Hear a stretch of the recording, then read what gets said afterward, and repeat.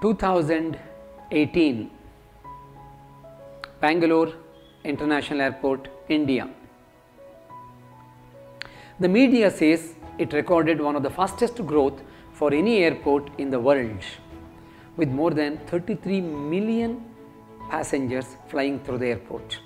And now it's adding a new terminal being designed by international architects, hopefully with more glitz and glamour than Singapore or Bangkok. A matter to be very proud of, or a matter to be very worried about. Those of us who know about it, we know air travel contributes hugely for CO2 emission, greenhouse gas emission and climate change. Over the last few decades, we have gathered large amount of data. Our knowledge of climate change has increased drastically. Paradoxically, climate change also has increased. Greenhouse gases also have increased. So what are we doing about it? What am I doing about it? What are you doing about it?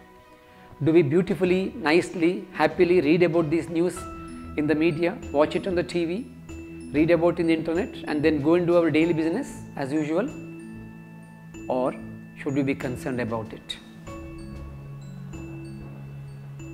About 7-8 years ago, when I first heard about the impact of air travel on environment, I started reducing my air travel. It was not very easy. People who called upon me would insist I come, so I had to come up with some pretext. I would tell them, oh no, there is a family function. Oh well, I am not keeping very well. Some reason I would give so that they won't insist that I fly and come. But now, having heard and learnt much more about impacts of air travel, I now refuse air travel whenever I can. This month, I refused two major invites from Delhi.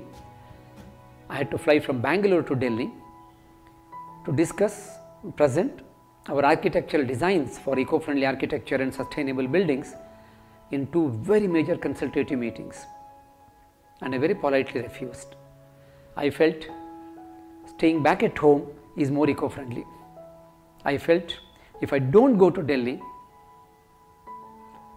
causing 150 kgs of CO2 emission, which is what Delhi Bangalore flight causes per person, by staying back at home, I thought I had contributed to sustainability than going to that sustainability meeting.